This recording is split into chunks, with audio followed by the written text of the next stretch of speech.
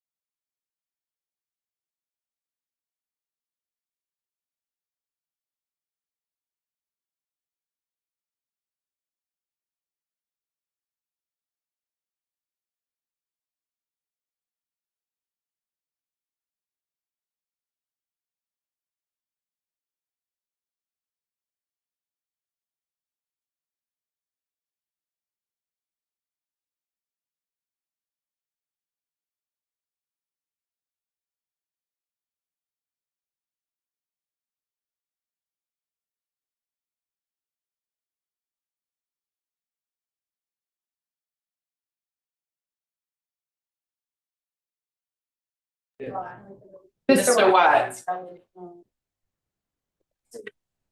I can hear you now.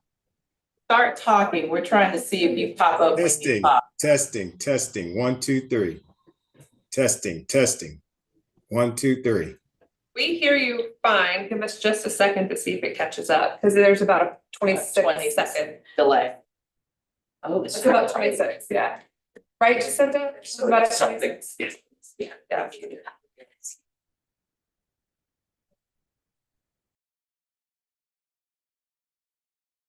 He was saying he didn't hear sound and that's. Mr. Watts, we're gonna mute us until we officially have a quorum to get started. Thank you.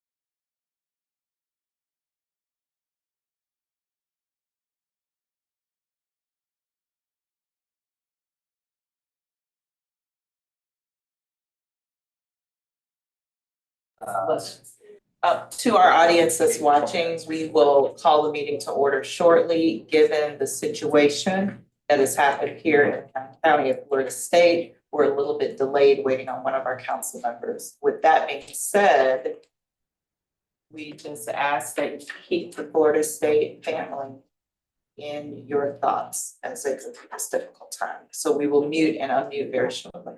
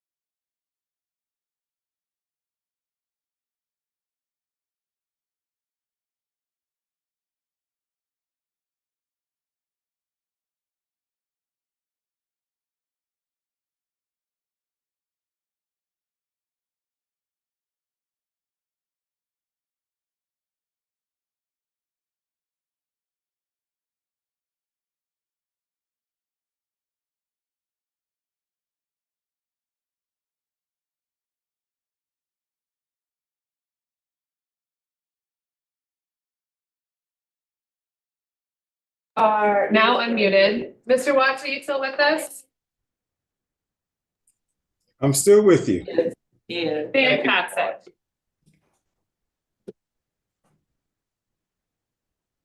It is 4:24, and I would like to call the April 17th meeting of the Children's Service Council of Leon County to order. I do need to point out that there will be plenty of opportunities for public comment, and they're noted on the agenda. But if we are going to take action, anyone is allowed to speak before the vote. One reminder to the council members, if you wish to speak, please turn your name card upright and you will be acknowledged. Before we call the roll, and I hate doing this, but no, before we call the roll, I just want to take a moment of silence in recognition of those who have suffered a loss at Florida State. So if we could just take one moment of silence.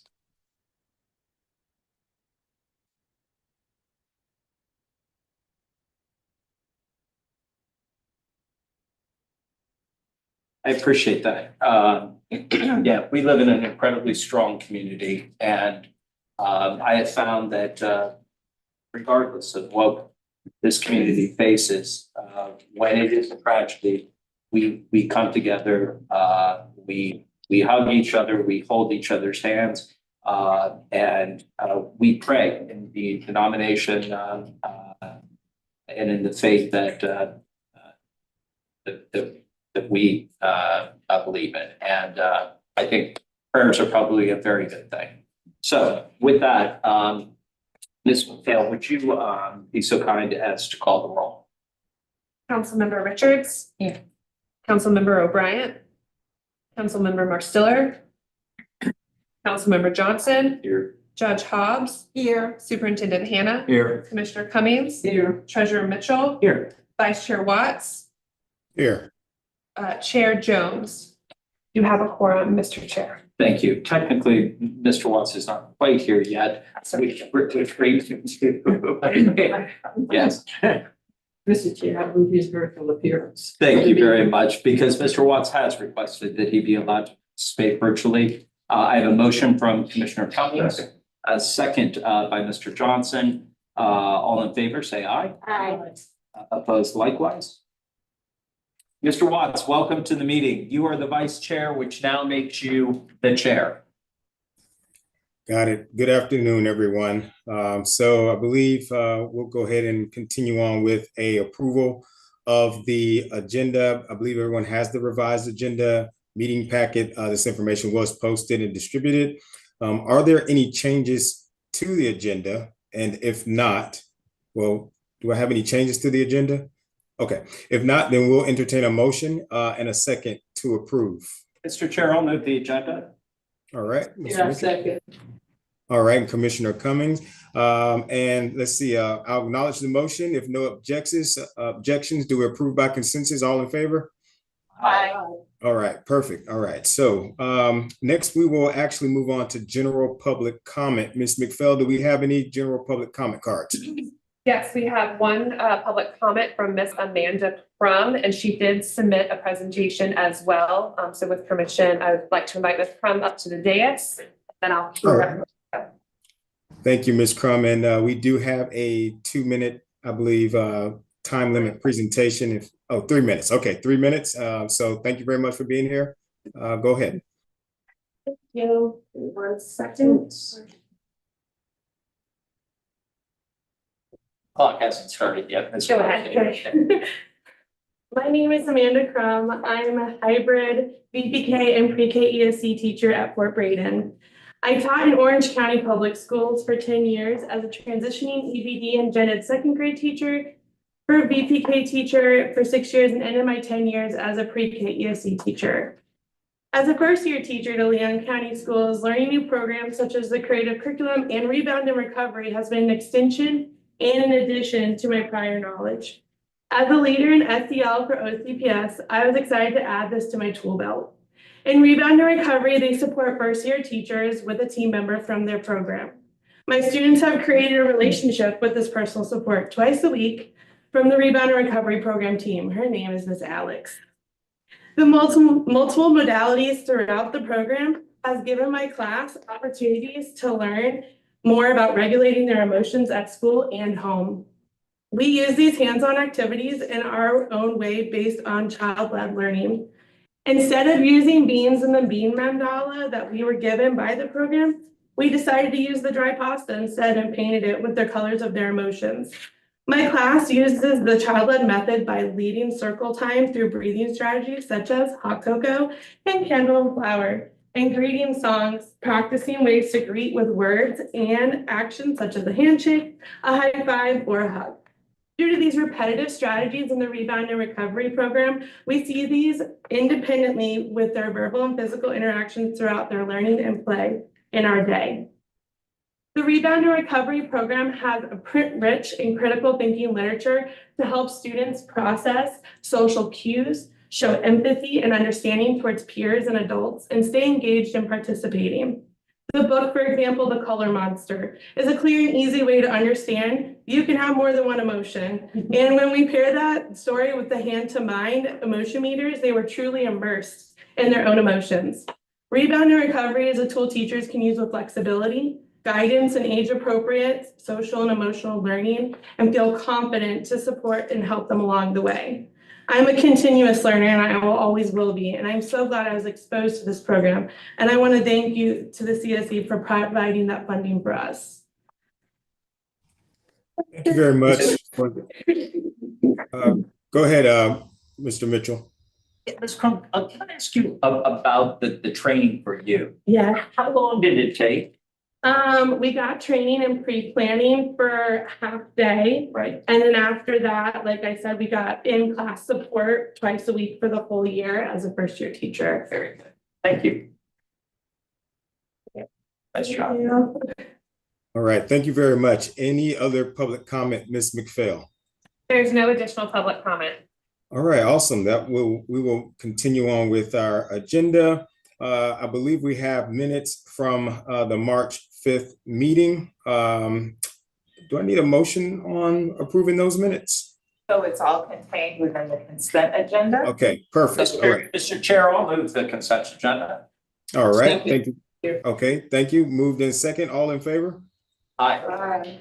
All right, okay. So with that, we will move on to the executive director's report. Ms. Green. That's contained within the consent. That's it? You're good? All right. Okay, so next we're going to move on to committee reports, and we're going to have a report out from Finance and Budget Committee. So I'll turn it over to Mr. Mitchell. Okay, thank you, Mr. Chair. You can turn it to page 24. Okay. Note to self. Hey, yeah, but I need to stay on the agenda.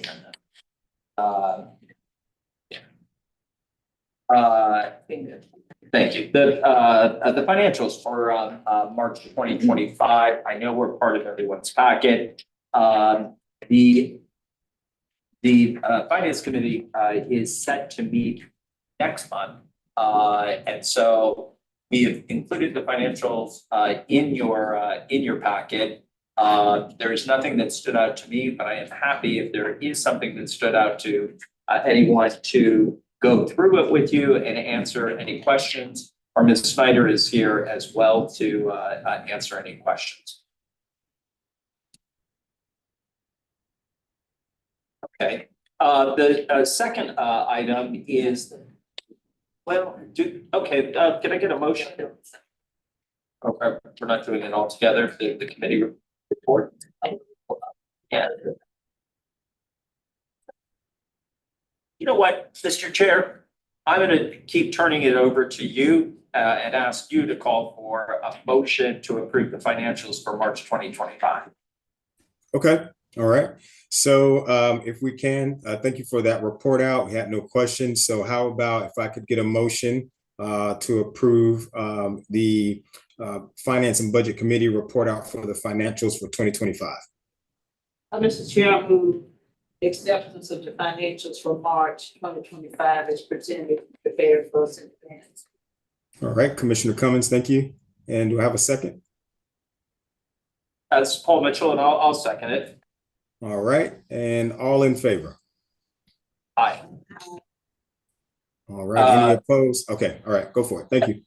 Sure. Item 2 is a presentation of the audit report. The auditors came and met with the executive committee, are not able to be here. I will say that good news, a very positive audit, no findings.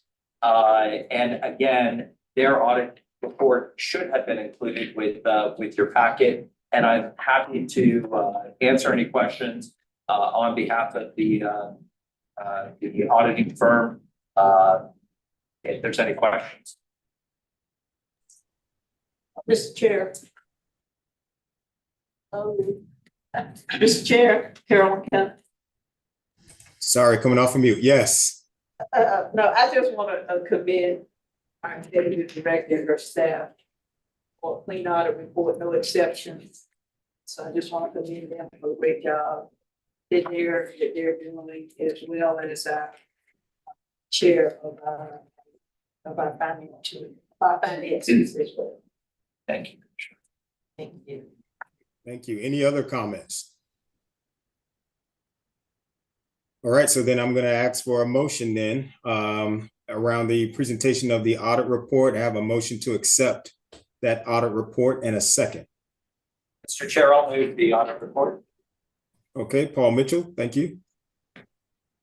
It's chair, I second, Carol. All right, Commissioner Cummins, second. All in favor? Aye. Aye, okay, thank you very much. That passes. And then budget amendment. Yeah, the item 3, I'll let Sika walk through it. The bulk of this is the creation of the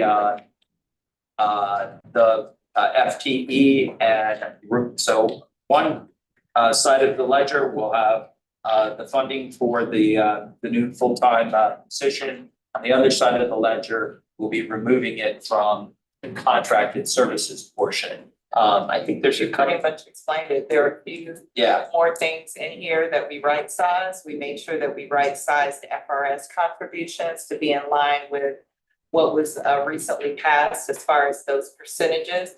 Mr. Mitchell mentioned we removed funding from the contracted staff, and we only did that for half year because that's all we have left for our ASC, and put that into our staff positions. We updated the rent, which really we only updated by a few $100s to include the portion from the FRC.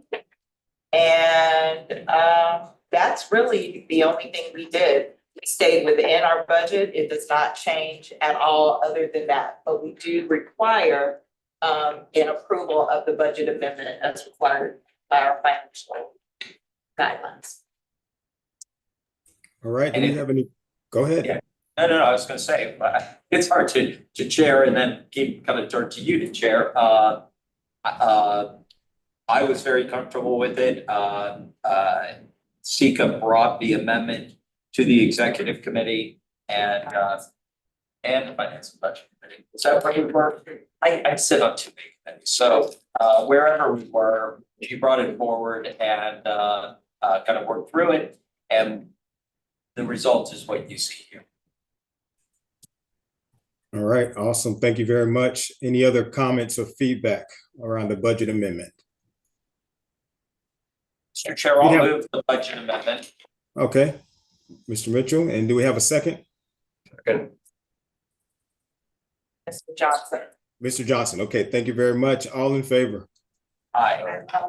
All right, so that passes as well. If no other questions or comments, that will conclude the Finance and Budget Committee report out. And so with that, we'll move on to the next thing, which is around our procurement requests for the SIPs 1.0 and 2.0. That's our small investment for program success. So we'll turn that over to Director Green. Take it away. Thank you, Mr. Watts. So we have before you a request to review and make a determination on the applications for SIPS 1.0, which would be up to $15,000, and SIPS 2.0, which would be up to $25,000. By way of reminder, there is $300,000 in the SIPS line item for this year. The requests, though, I believe exceed that $300,000, so we want you to keep that in mind. You should have received a handout, and Holly, I'm gonna ask, was that handout emailed to Mr. Watts? I just dropped it in the chat for you since we just passed it out, and it is posted online for anyone who is watching. Outstanding. So with that, I am going to turn it over to our procurement manager, Ms. Holly McPhail. So members, before you, you'll have 1.0 on one side and 2.0 on the other side. It is shrunk down so it all fits on one piece of paper. I do apologize for that, for those who might want a magnifying glass. I can also print it larger. In essence, what we requested for individuals was to, what we requested for individuals for 1.0 to rank each application under 2 items, the program design and the program budget on a 3-point scale. 3 being outstanding, meets expectation, exceeds expectations, 2 being meets expectations, and the 1 being below expectations. And what you see before you is the average of all the scores received from council members. The next column that you'll see before you is a bonus point. We did advertise that if they included a video pitch from a testimonial from a family who would receive services, then they would have that bonus point issued to them. The total score for 1.0 is up to 6 points. You see the average scores, and we also included a column for a representative percentage. Again, the 1.0s are for our smaller organizations that still need that organizational capacity building. The expectations for reporting are slightly lower than the expectations for a 2.0. Comments received from council members are noted. We did receive comments directly from 3 individual council members. And so you'll see kind of if there's a 1, a 2, or a 3, not everyone provided comments for each item. So that is what you have before you. We have presented them to you in rank order. If you flip to the back, you'll see the additional 7 applicants. There were 7 in both 1.0 and 2.0. This one was a little bit more in depth. We not only are issuing up to $25,000 for that particular application, but there's also additional reporting requirements, including participation in our SAMIS. SAMIS is our Service and Activities Management Information System. So there is an expectation that they will be collecting individual family information about the services received and fully using that SAMIS system. Based on the increase of expectations, we wanted to have a scoring rubric that reflected that. We still kept it this simple 3-point scale of exceeds and meets or doesn't meet expectations, but we did add additional parameters. The first being the organizational profile. So that's the expectation. I mean, the organization's capacity to do some of this work. Again, there's not an expectation for these individuals to be at our high level investment for one of our priority fundings. The need alignment is about their program design, how well they understand the issue in the community and how well their plan addresses that need and how is it in alignment with the 2 priorities identified by the council. The third was their data collection plan. Again, we're going to be requiring them to be inputting their data into SAMIS. So how are they going to collect their data? They were required to submit an evaluation tool as well. The budget, consistent with 1.0 as well. And then 2 additionals for their partnerships. Not only were they required to identify partners, they actually had to secure a letter to reflect and define that partnership. And then finally, the staffing plan that they submitted in partnership with the folks that they're working with. The next, so they had a total score of a possible up to 18 with a bonus point issued for the same reasons that the virtual pitch. So then you can see the total points issued and the percent that would be affiliated with it. Again, comments you'll see there for each of the 14 applications. And with that, I'll turn it back over to you, Terry. So the one thing you probably don't see on here that I would imagine you're thinking is what is the requested amount? So for 2.0, the requested amount can be up to the 25,000. I believe in the case of all of these, it's except one, and which one was that? Holly? Divine Revelations Ministries. Okay, so Divine Revelations Ministries is the only applicant that didn't request all the way up to the 25,000, and their request was 22,500. 22,500 in 6.1. Goodness. 1.0, the highest amount that could be requested was $15,000. There was all of them but one. All of them but one requested that. Actually, one went over. So if you choose that one, the highest they can get is 15. That's So correct. in this case, 15 would be requested from the SIPS 1.0. In the line item, we have 300,000. We did not designate how much of that goes to 1.0 and how much of that goes to 2.0. That is up to you as a council to decide.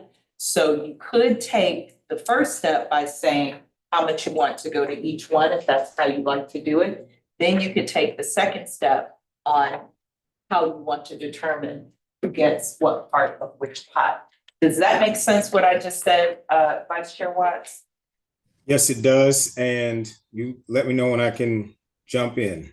Now would be your time. We are done. Awesome. Okay. I want to ask a question around the SIPs and then possibly propose something.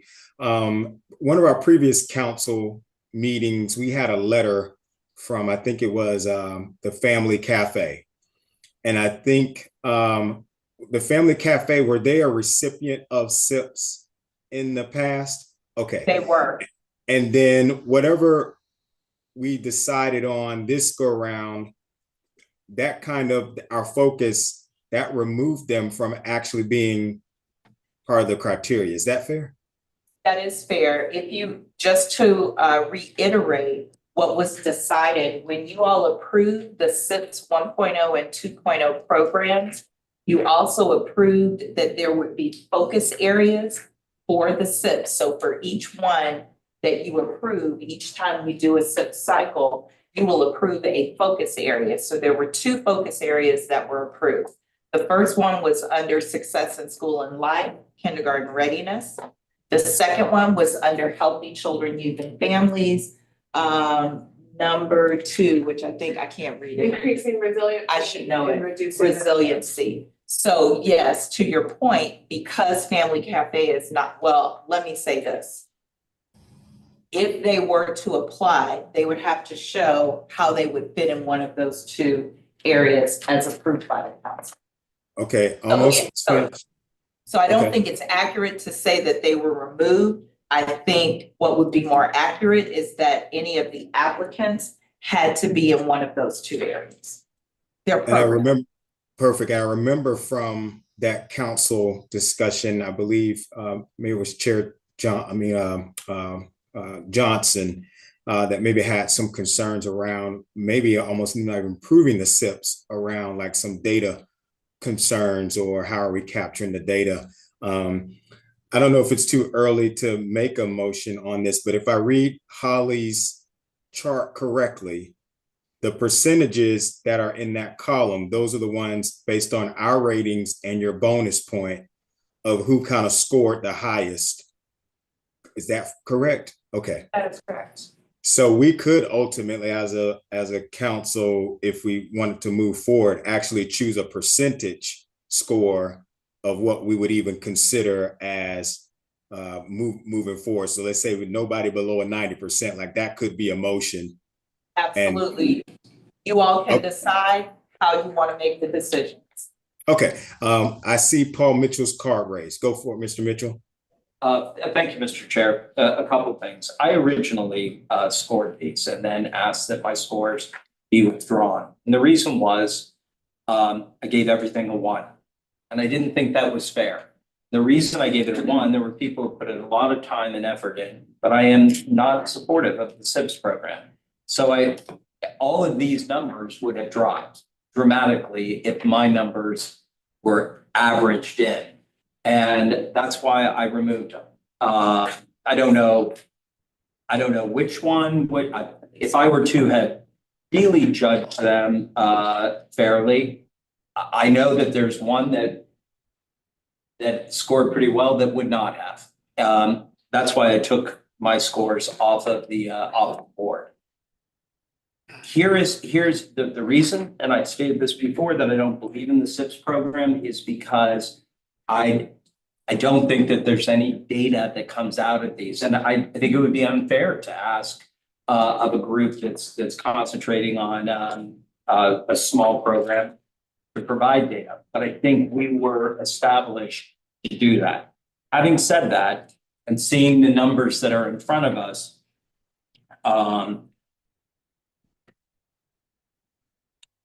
putting all the comments aside, putting everything aside, we had sort of set a standard that we're not funding things below 80%. And so, Mr. Chair, I would be certainly want to hear everybody else's thoughts, but I would like to make a motion that we find, I believe there are in the SIPS 2.0, there are 5, which would be $125,000. And in the SIPS 1.0, there are 4, which is $60,000. I know that there's one that's a little under, so it's not quite $210,000, but it would be close to that. And that would at least keep us to a standard of a B or better. So, is that a motion or should we continue on with? It's a motion to get a conversation started, hoping I get a second, or at least conversation purposes. All right. So do we have any second to Mr. Mitchell's motion, which is for SIPS category 2? There's a total of 5 over the that are 80% or above. And SIPS category 1, there are 4 who are over the 80% and above. Anyone second that motion to then open up for comment around approving those as the SIP options that the council votes on and chooses? I'll second it. All right, we have a second from Ally. So now we'll open it up for comment, and I see Commissioner Cummings' card up. Thank you, Mr. Chair. That you did a lot of analysis on the SIPS 1.0 and the 2.0.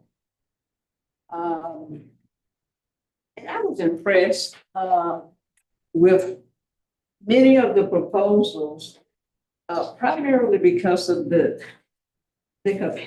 capacity building. One of the things that we as a council decided that we wanted to do is to help assist these entities in building their capacity, increasing the number of our children that they can serve. And so while I scored some not as high as others, the fact that the programs that the different entities was proposing was within our target group, target areas. They were increasing their capacities, and I was just, I guess, I was impressed with their narrative and their analysis and with their projection of what they plan to do to be successful with our children. So having said that, I'd like to make a substitute motion. Well, let me say this too. We have approved programs less than 80%. We have approved programs that were scored as C. Looking at the 2.0 analysis, we do have 80% and above, but then we have 2 programs that are only 2 points below 80. I was very impressed with those programs. One musically,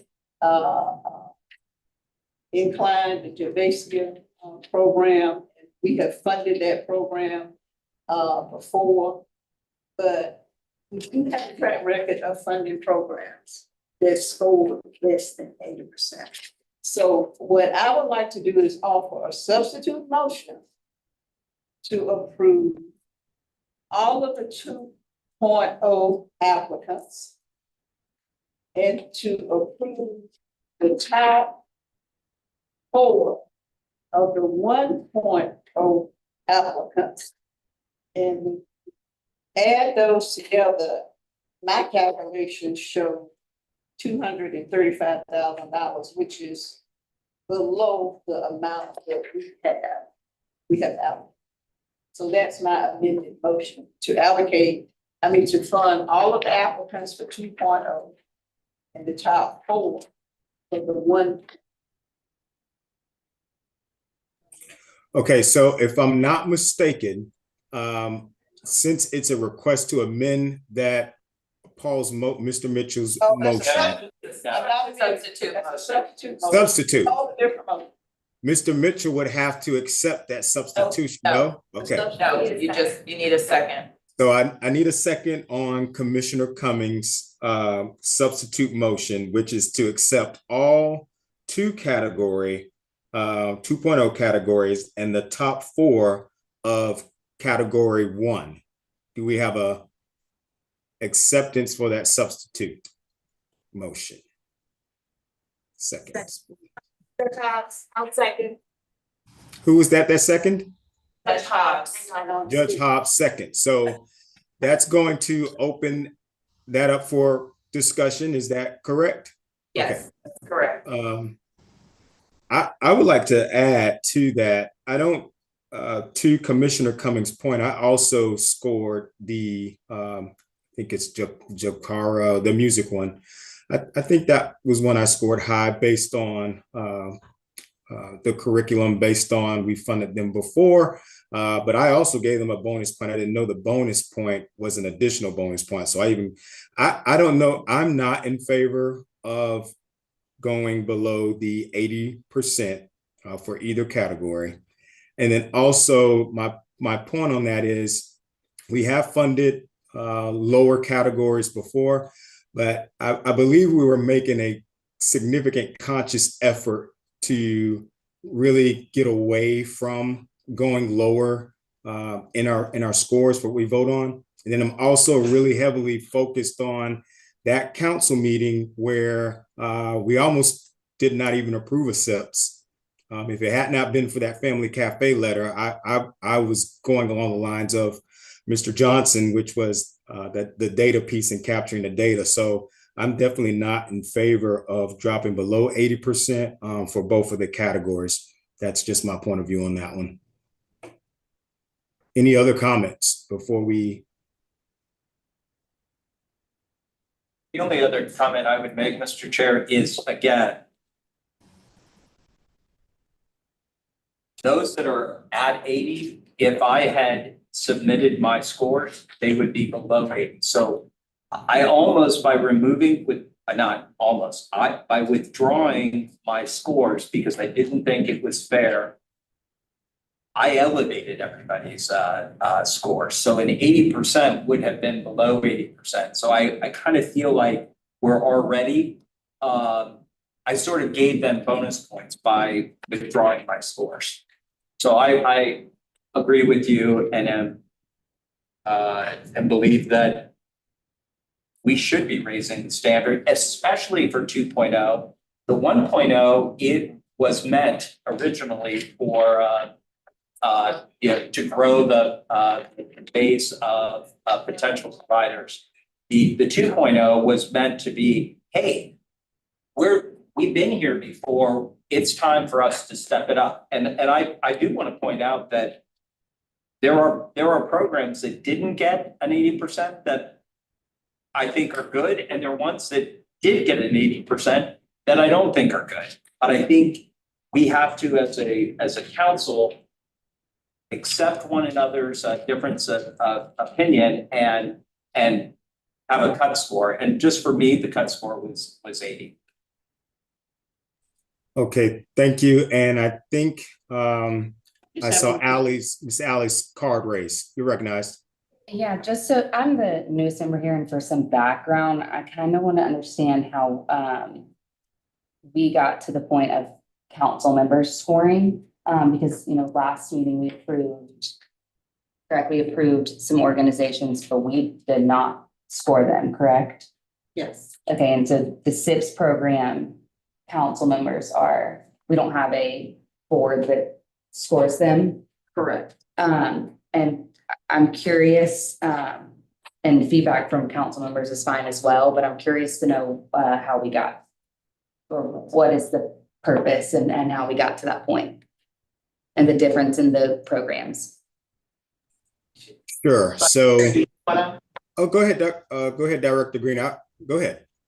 Sure. So when we, Councilmember Richards, when we presented the SIPS program, our council at the time, and of course we now have new council members, really wanted to get into the thick of reviewing applications and making some decisions versus always having that done by a community evaluation. And so they made the decision that they would review the SIPS applications and make a decision on which ones they wanted to fund. This was mirrored after St. Lucie County, which only does one priority funding, but they do get requests from various organizations. And at various times during the year, they compile those requests and any application information, and they allow their council to review and make those decisions. So when we presented that to the council as an option, they opted to do that. And so now we are in the 5th application cycle of SIPS, and each previous application cycle, council members have reviewed and scored. The difference with this one is that we have 2 levels, the 1 and the 2, described the way that Ms. McBell described. And there is an increased cap on that second one. The third thing that's different is that there are focus areas, because that was one of the suggestions when we got into 2.0, and that's why 2.0 are required to use SAMUS, because they've shown in that 1.0 that they passed that and did everything well. Now you're ready to understand what compiling data means and how we do that. So I hope that that gives a good answer to that. And to that point, Council Member Richards, and there are opportunities for any motions or recommendations if you have an opinion or viewpoint that you think that may need to look different for this council, just FYI. I'm going to recognize Commissioner Cummins. thank you, Mr. Chair. I just want to ask staff, ask Holly, how many council members submitted scores on the applicants? We received 6, and then Mr. I'm sorry, we received how many? We received responses from 6 members, and then Mr. Mitchell rescinded his.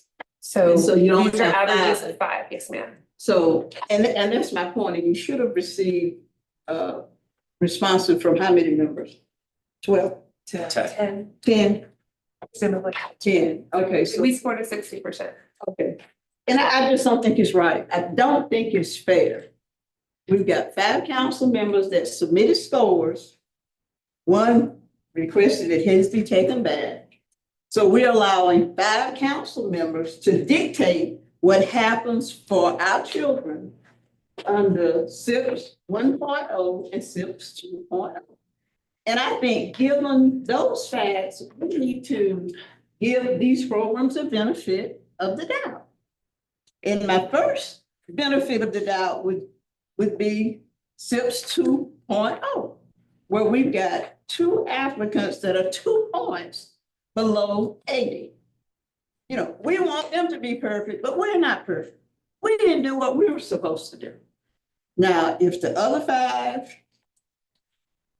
council members had submitted their numbers, who's to say that these applicants wouldn't be in the 80 or the 90 or more.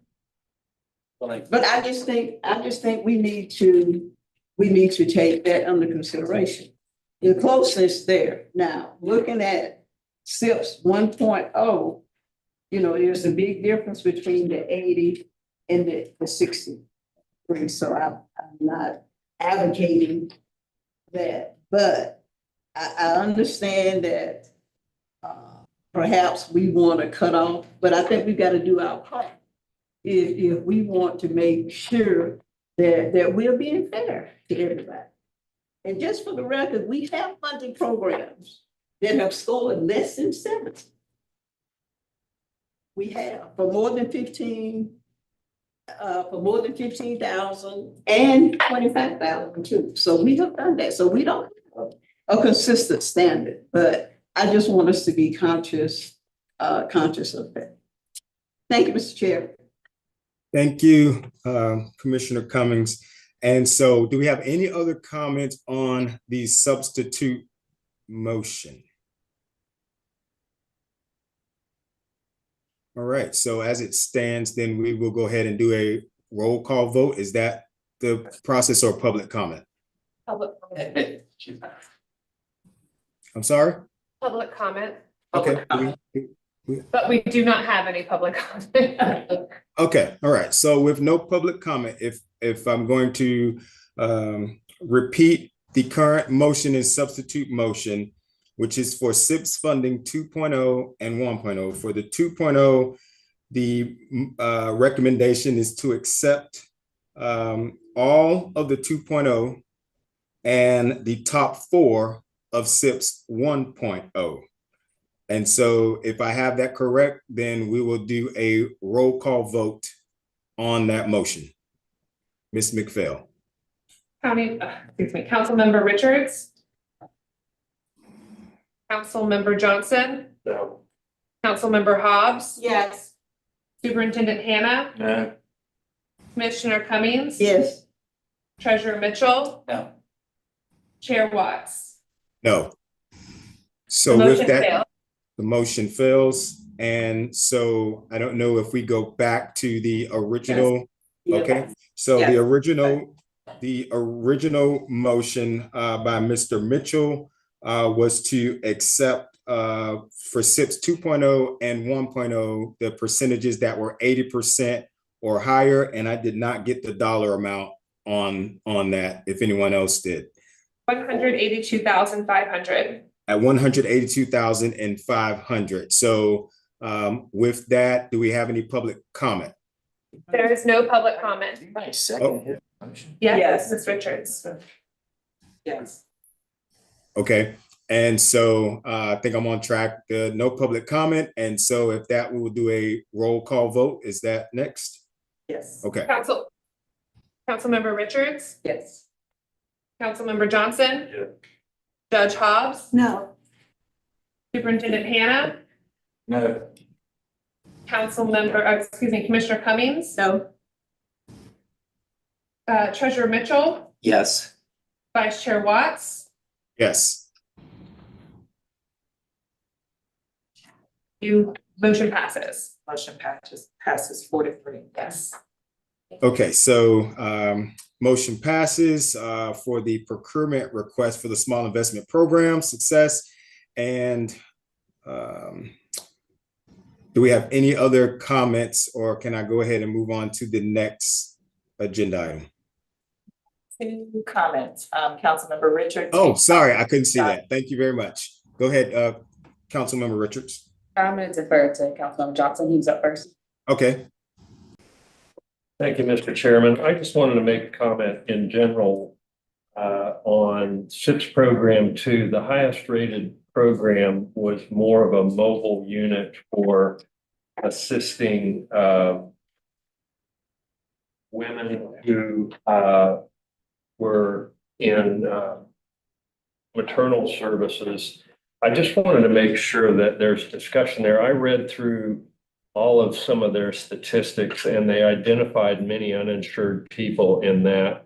There needs to be a coordination with the local Medicaid managed care agencies there, because what they are doing is a required service of the Medicaid Managed Care Agency. So linking an uninsured or having the ability to make the assessment if they are Medicaid eligible, to me, allows any dollars that they're utilizing to go much further. All right, thank you for that, Council Member Johnson, and we'll move on to Council Member Richards. I would love to discuss, what Commissioner Cummings has said. I think she made some really great points. Only 5 council members reviewed, and I appreciate Councilman Mitchell's honesty and withdrawing, because he knew that was going to bring down, in his opinion, is valid and he's correct. And so he withdrew his points, and so I really appreciate that. So that we can have percentages that accurately reflect those that did evaluate. But I would love to hear some discussion around that. I think that's a bit concerning. We have 10 members on the board, and I think that, as Commissioner Cummings said, that each of these programs deserves an honest and real evaluation. And if that is not something that the board is in a place to do, I think we need to look at a different model, or I would just love to hear discussion in regards to that from the other council members. And thank you for that, Council Member Richards. And for formality reason, I just have to ask this: is this something, since we've already voted, that we should bring this up under member comments, or is this the platform here to continue with that discussion? So at this point, we have done all of the business that requires voting. The only thing left would be the upcoming meetings and member comments. So Vice Chair, it is up to you whether you want to entertain now, go through the upcoming meetings, and do it during member comment. It's up to you. Council Member Richards, hold that. I'm going to move over to Superintendent Hannah for your comment, and then we'll go from there. Thank you. Thank you, Chair Watson. His comment applies to this issue because I was one of the 5 that did not score, but because I'm not a fan, I'm not a fan of this program. I'm not a fan of us, and I've said this from the very beginning of the council, supporting a bunch of different nonprofits in our community. I made it very clear that while $10 million may sound like a lot of money, at the end of the day, it's not. And that we need to be laser focused on what our mission is. And to me, continuing to fund nickel and diming those dollars away to fund multiple programs throughout the county, that to me, that again, I'm not sure. I don't know enough about them. I said the same thing with the out of school programs. I'm worrying that we're funding a lot of things and I'm not saying these people aren't doing good work. I just, again, think we are diluting ourselves and our resources where we really could invest at a greater level in a handful of programs, and then to be sure that those handful of programs are doing the things that we want done in measured results. I didn't say that very well, so I apologize, but at the end of the day, I didn't score because I'm opposed to the program altogether. Thank you, Superintendent Hannah, and it was well received and understood. Let's go ahead, and I see a couple of more cards have come up. I think Councilmember Johnson was up first. Yeah, I would just like to say that when the council took up whether to move the SIPS programs forward, I believe I was the nay vote on that. If I wasn't, I apologize, the only one. But I would say that I did make a decision just because the rest of the council did move that to submit votes on these. But again, it's in recounting why I didn't vote for it to begin with. It echoes a lot of what Council Member Hannah said, that I'm just increasingly concerned that we have so many contracts let out that we just can't afford to take our eyes off the primary focus and very large, significant investments that we're making in our community. All right, thank you very much. And Treasurer Mitchell. Thank you, Mr. Chair. I'm sort of the hybrid. I also voted no on the SIPS funding. And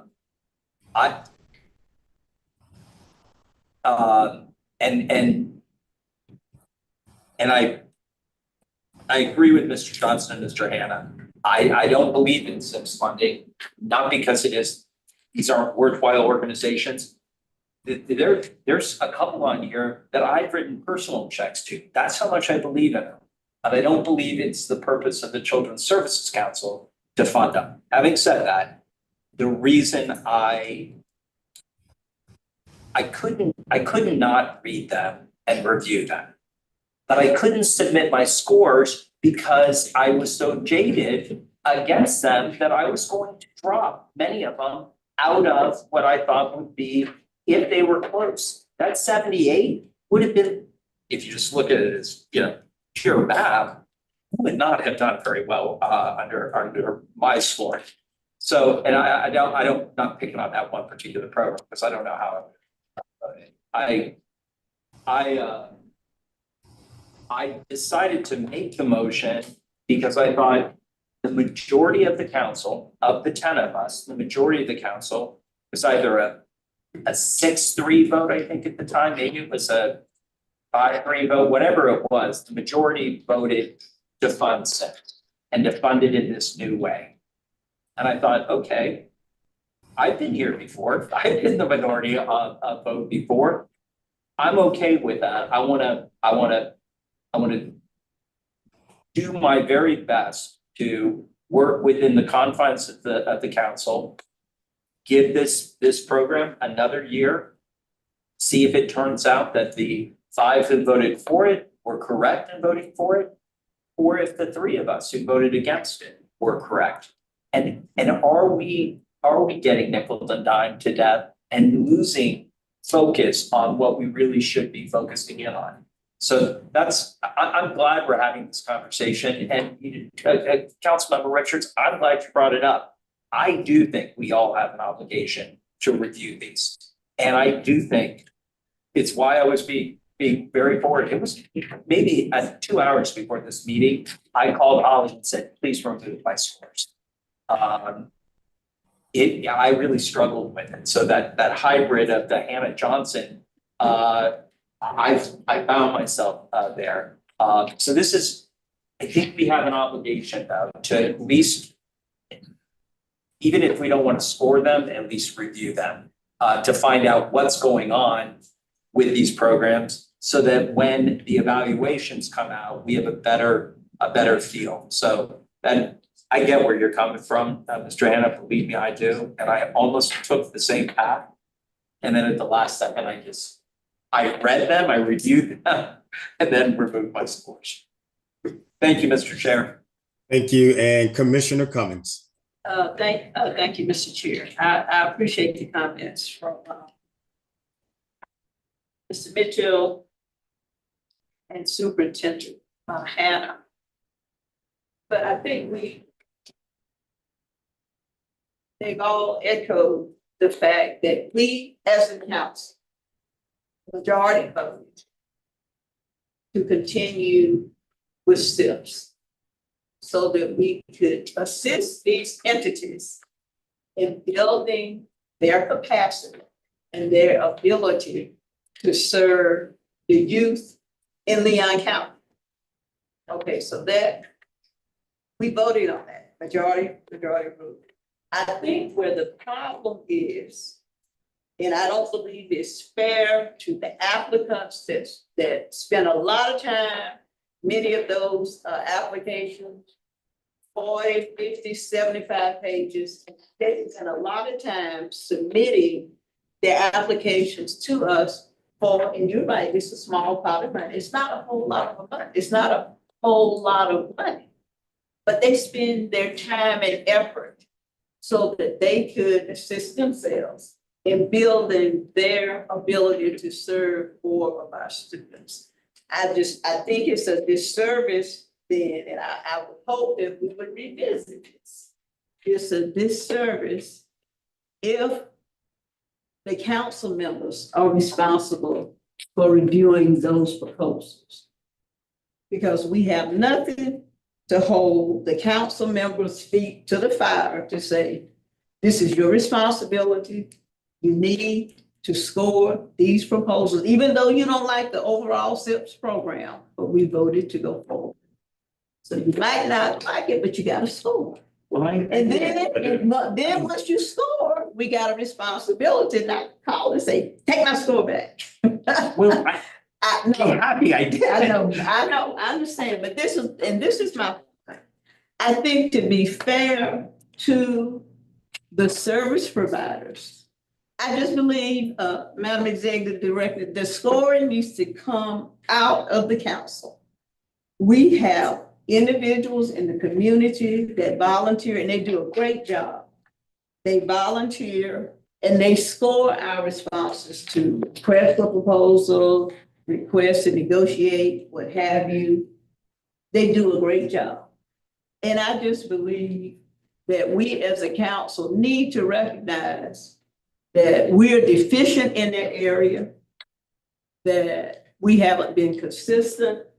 I think probably some council members might have been out of town, traveling, busy, and weren't able to score the proposals. But I believe those applicants have a right to expect that their proposals are going to be reviewed, that the reviewers are going to take as much time analyzing their proposals as they did to put together 70 and 80 pages to be analyzed. So I would hope that we would look at that. And I think it's a disservice to those applicants if they know they submitted it and to councils and we're supposed to review them, but over 50% of the council members didn't review them and didn't score. Mr. Vice Chair, so Yes. Councilmember Richards has her card up, but I do want to, if I may, take a point for our new council members to explain where the impetus of SIPS, where it's. Director If I- Green, can you hold on for me for 1 second? Absolutely. Okay. Chair Richards, go ahead, and then I want to share something and then turn it over to you, Director Green. Go ahead, Chair Richards. Chair Richards. Councilmember Richards, I'm sorry. Honestly, I lost my train of thought, so I have something. And if you start speaking, it'll probably come back, so go ahead. You are much too young to have that. The trade I get from my father. Ginkgo. I was just speaking into the future, your future role. So maybe that threw you off with you're going to be chair. Let's see. Okay, so thank you, Commissioner Cummings, and everyone who provided some comments. Ultimately, I heard, potentially that there may be an appetite to look at some type of scoring. I don't necessarily want to say a scoring policy or whatnot, but let me, Director Green and team ask, as it pertains to scoring, we don't currently have anything in our bylaws or scoring policy or anything documented.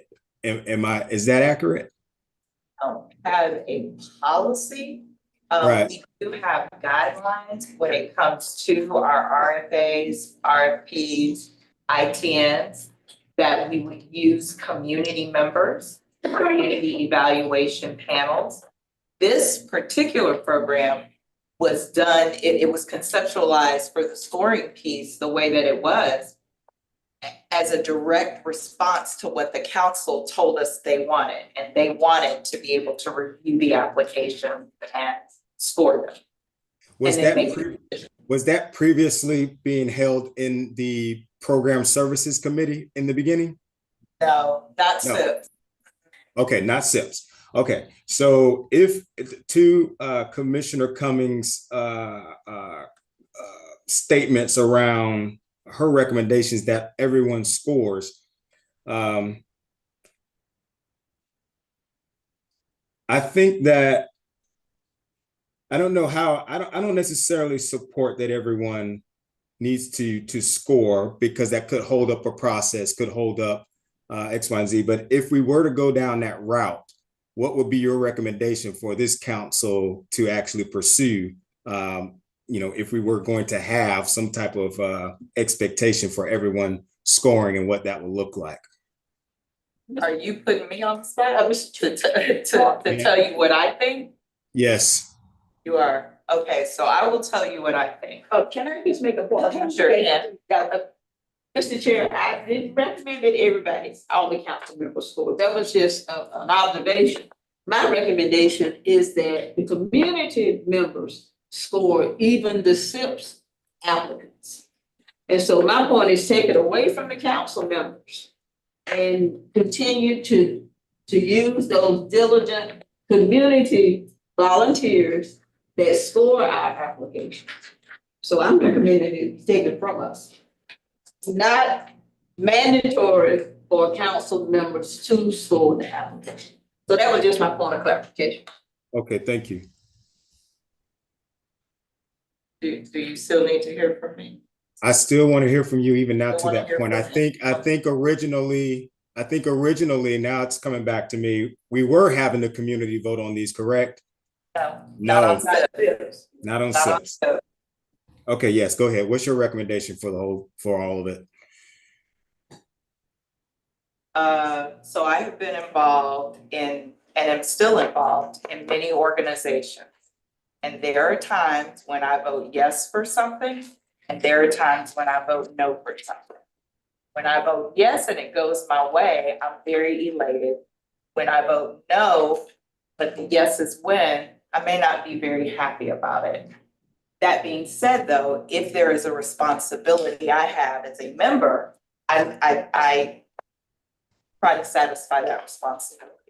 So in my opinion, if the review and scoring of these SIPs applications is going to stay with the council, then I do feel like the council has an obligation to read them and score them. That is how I feel, since you asked. Now, if the council's desire is to remove that from them, and we do community evaluation panels to review the SIPs, we can absolutely do that, because that's what we do for our priority funding anyway. So that's my take on it. Which do I prefer? I prefer what you all prefer. I can give you my recommendation, but if you all prefer to do the scoring, which is what we were told, which is why we put that in, then that is where it will lie. But if you prefer for us to use evaluation panels, we can absolutely do that. I do want to add, Vice Chair Watts, the impetus for SIPs was because we heard loud and clear from this council and from the community that there was the usual suspects getting all of the funding. So your big getting all of the funding. And so we wanted to be this organization that cultivated groups to be able to, quote, get the money to get the greatest service. When the needs assessment showed how many organizations were out there, almost 2,000 organizations that serve children and families, we also realized that the capacity of those organizations was not as high. That was very clear in the needs assessment. And so we were tasked as a team to come up with ways to help to increase that capacity so that it wasn't, quote, your usual suspects getting the money. That was the impetus for SIPs. So giving an application process that could cultivate organizations to be able to apply for funding and submit applications that really were competitive.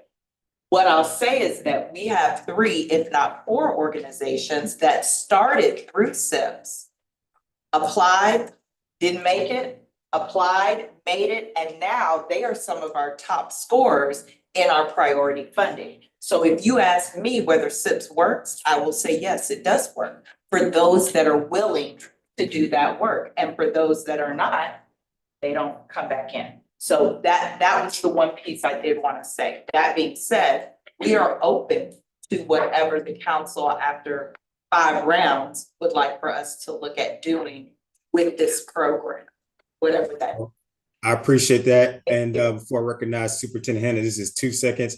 I do remember that was a heavy influencer of the SIPs when we voted to move this forward was the, fact that we had those who had the track record of going through that process and then reaching that capacity to actually get so that was kind of the defining factor for me that last time, based upon the Family Cafe letter and them being an example of that.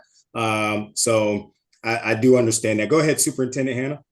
So I think Board Member Richards had her card up for me. I'll yield to her. I'm curious to know, how we review them. Like, how do we review their progress? So in the SIPs, the original conception of SIPs was for them to look at our 8 impact areas, tell us which one you were going to, your program satisfied, and then we would look and make sure that what you said you were going to do, you did. With each iteration, the requirements got more stringent. So now we are at a place where we've got this 1.0 that are for the baby organizations that are trying to come up. And we have this 2.0 that is for the ones who have done 1.0. And now we're getting you closer to what we require from our priority funding. Initially, there wasn't a whole lot of metrics or anything because A, we were talking anywhere from $5,000 to $15,000. And B, we knew that these entities, in some cases, Councilmember Richards, didn't even know how to do an operating budget, where they were showing revenue versus expenses. So it literally was a capacity building and not necessarily capacity to Councilmember Cummings' point of the more children, but the capacity of your organization to meet muster to not only request funding from us, but be able to go to CHSP, the Bainham Foundation, United Way, so that you now can braid and blend that funding to serve our kids. So we are now at a point where we are looking at that 2.0, where we look at putting data in the system and getting information that helps us to have that piece of the requirement. Council members review? Or is that? Well, this will be the first time we're actually getting that data in 2.0. In the previous iterations, we have compiled that and we presented the information on what the programs did, how they performed, satisfaction surveys and all of that. Okay, Superintendent Hannah. Yeah, I take back what I said about Daryl earlier. It was going so well. It was. So Commissioner Cummings and our executive director bring up a good, right? A vote was taken. I'll use me as an example. Right, you lost. Now you have a responsibility, not just to judge not to give everybody a 1 and move on, but you have a responsibility, although you oppose this program, to go through and evaluate on this scale, on this rubric, each one of these organizations that has submitted a proposal, right? And that's a fair point.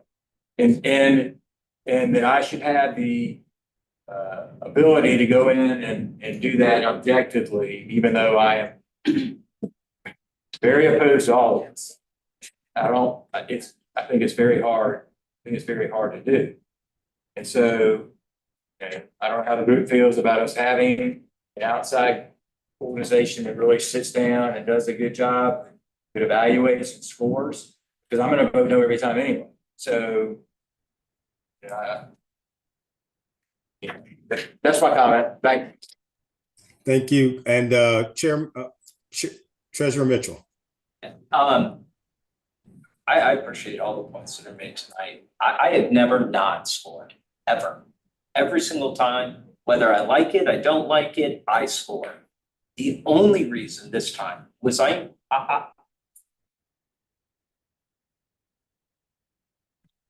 my scores were my scores.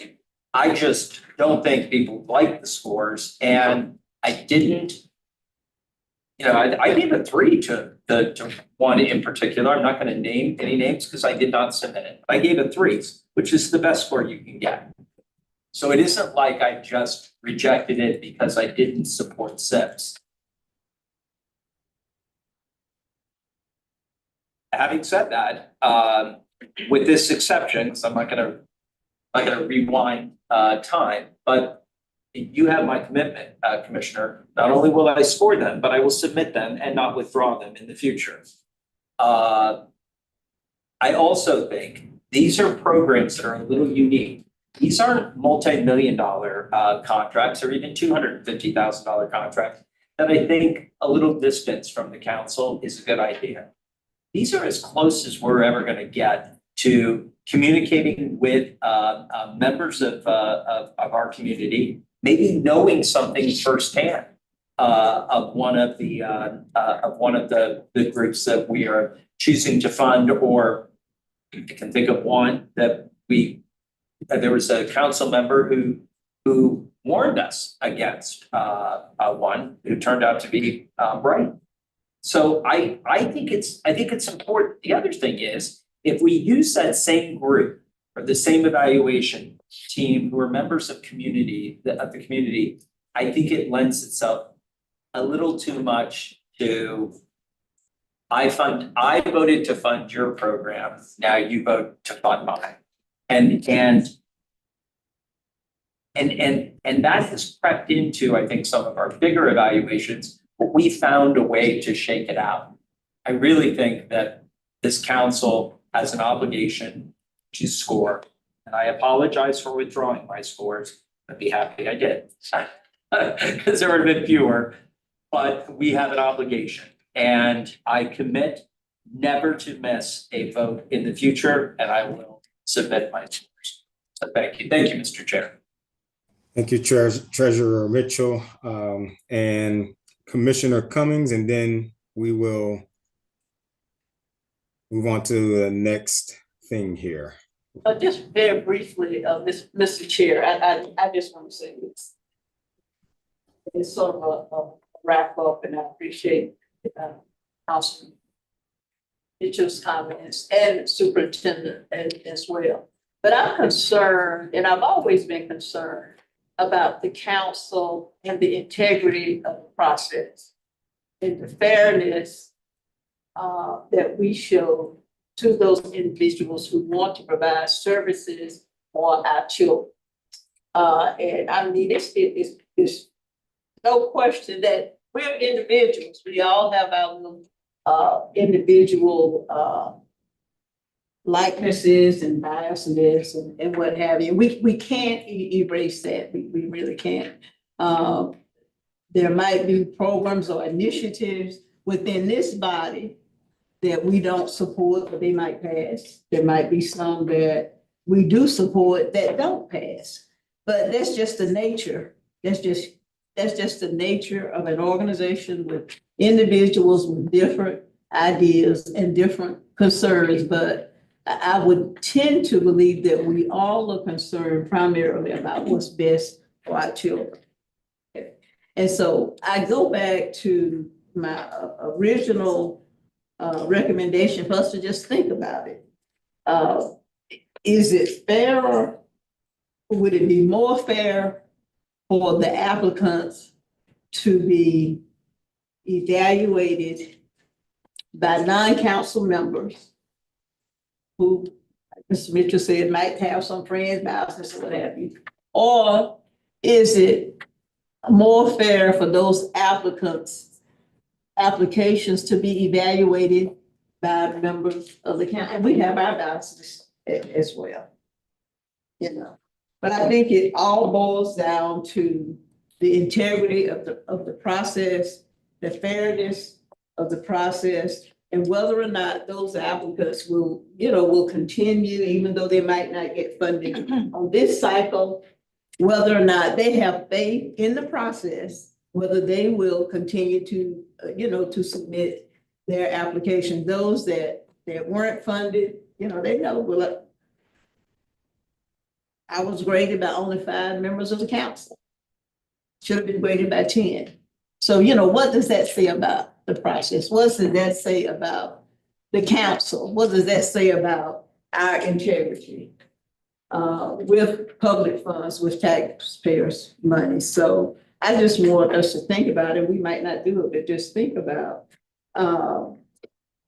allowing volunteers from the community who are seasoned and who are experienced in reviewing proposals of this nature and even more complicated proposals, allowing them to do it. And then one thing, Mr. Mitchell, Holly always provides all the information to us. And I have never not scored. I've always submitted, tried to do what I'm supposed to do.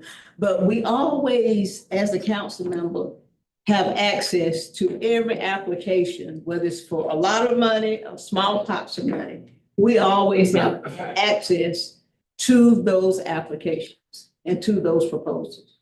So allowing independent individuals from the community to score the proposals does not cut off our access or our input when we come to our council meeting to say, I reviewed this one, XYZ, I support XYZ. Because we always have access. Thank you, Mr. Chair. Thank you. Thank you, everyone, for your comments and the discussion on this one. Ultimately, I hear around SIPs, and I know it barely passed, to be honest with you, the last time. Really, the umbrella issue is around SIPs. So I think that, we pencil that and probably need to have a discussion around the future of SIPs because that could maybe be even a moot point. If we don't have SIPs, that's going to remove the whole voting review of those in general, and we would stick to our regular process of using the community to kind of evaluate, when we put out RFPs, X, Y, and Z. So I think we can pencil that, but I think whatever platform is best, Director Green, to revisit the opinion of SIPs and the future of that. I think we explore that. I think for this round, who we voted on that are getting funded, I think it would be valuable to bring back those previous groups that received SIPs that actually benefited, have grown, that example, because that is for me one of the benefits of that program. I think that would be valuable when we have that discussion to make sure that, if we choose to move forward with SIPs or not, we're seeing the connection, if any, to our broader goal, what this council was designed for. So with that, we will move on to our next agenda topic, but we will have another section available for member comments if someone has anything else they want to add. So next is going to be upcoming meetings and events. I don't know if I report this out or is this you, Director Green? I can do it very quickly. Okay. So we got financial budget coming up in May. We had a date, but we gotta. May or June? We talked about May 1st, but we need to move it and we haven't settled the May date yet. So we need to. But we are scheduled in June for June 5th. We have executive committee June 12th, and our next governing council meeting is June 19th. All right, any questions there? The June 5th Finance Committee, That's a solid? Yes, And that's we're a looking solid. for a May date as well? Yes. Okay. Yes. There will also be a May one, yes. Keep in mind that, believe it or not, it's almost Trump time. Yeah, it's almost Trump time. So those initial discussions will start in finance. If I'm looking over here at That's why it's a Councilmember May. Johnson. We'll start in May. Yeah. And then the last thing, if you'll allow me, Vice Chair, we have not traditionally done any kind of legislative update or legislative recap. And that hit me this year because there are several bills out there that affect ad valorem collections. And so FACT, our membership organization, has tried to do a bit of an analysis to see how that will impact any of our ad valorem collections coming up for the next fiscal year. The ones that were most concerning, it looks like they will not move, and they concern a cap on ad valorem collections to 2% or 3% over rollback. And that would be for all entities that collect ad valorem taxes, but it doesn't look like they are moving. With that, I will put a legislative recap on the next agenda for for governing council meeting, because I think that that is something we need to consider as we look at what we want to do with trim.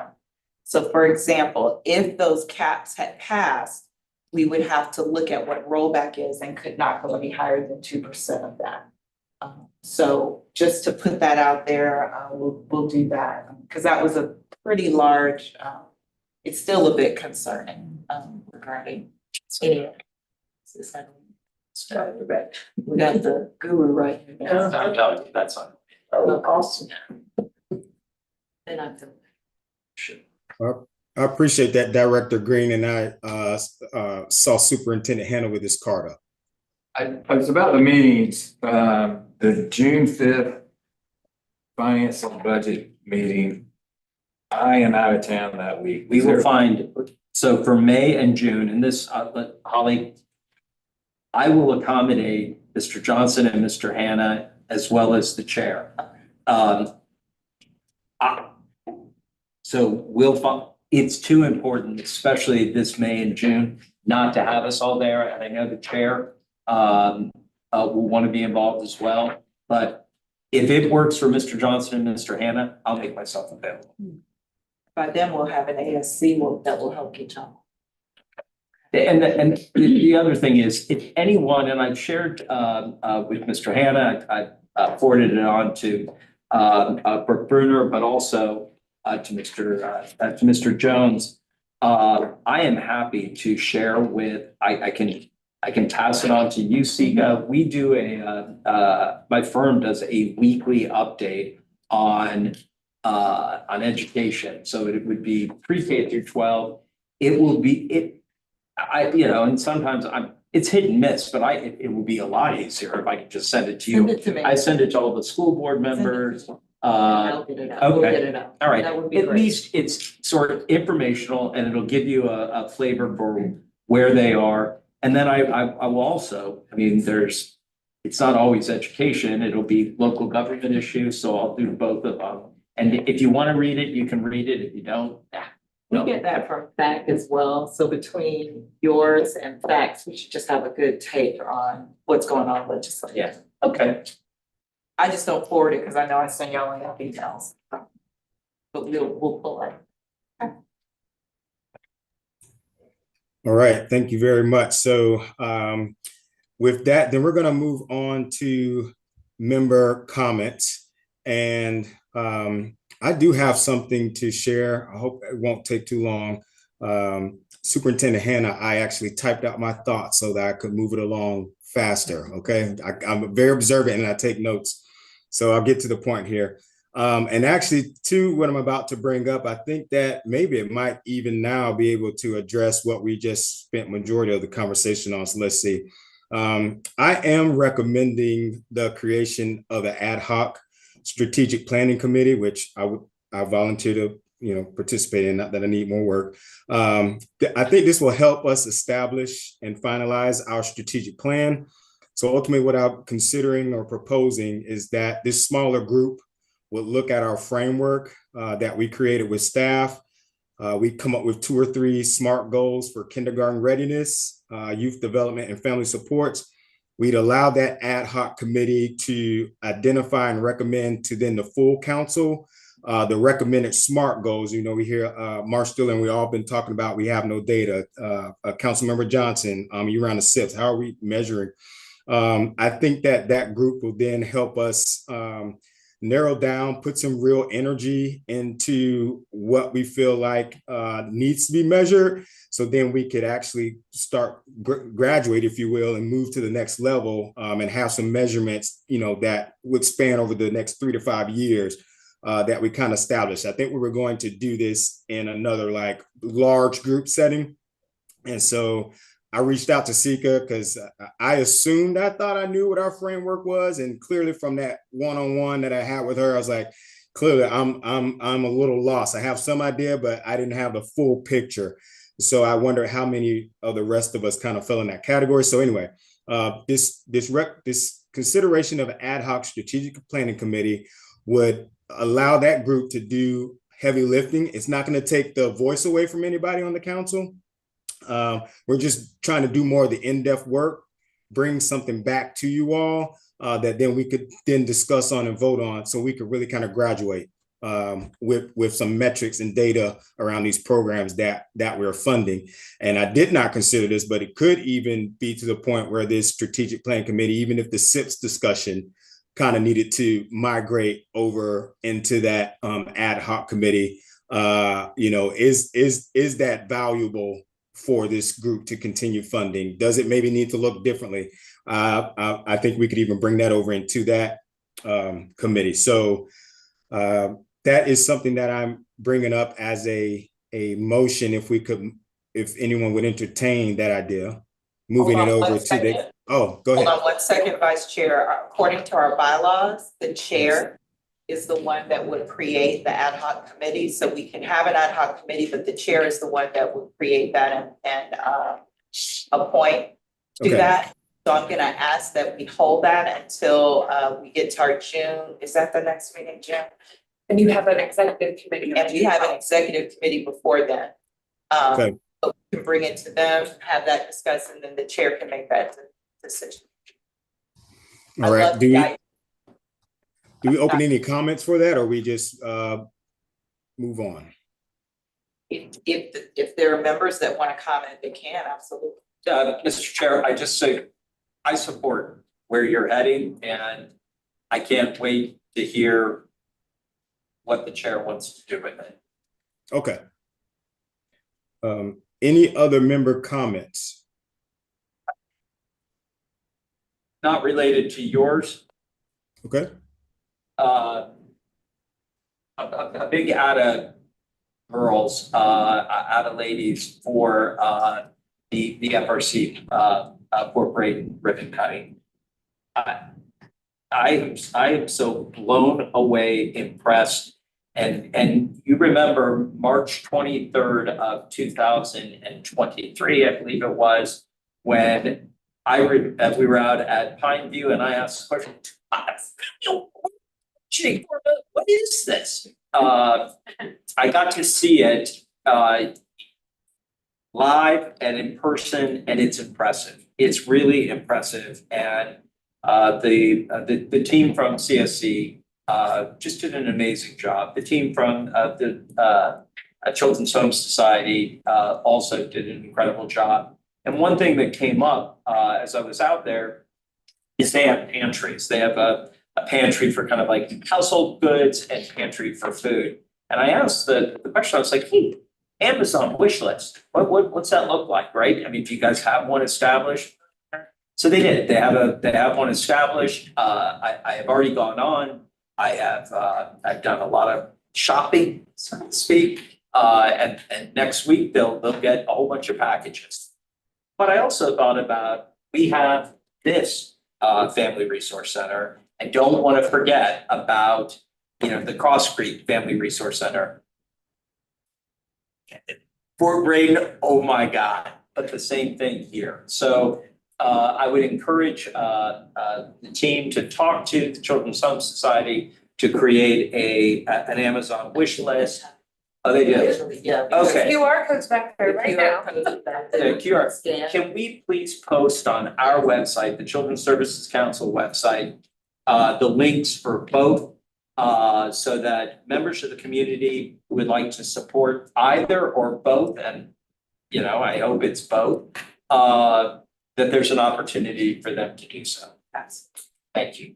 And by the way, again, and Councilmember Richards, that community is exceptional. It's just exceptional. And the work that I know is going to happen out there is equally exceptional. So, yeah. Thank you. Job well done. Thank you. Everybody. Family and family. Yes. And Leon County. All right, thank you for that, Treasurer Mitchell. Any other comments from the group? All right, if nothing else, do I need a motion for us to adjourn? We adjourn. I second. And second by Commissioner Cummings. All right, thank you, guys.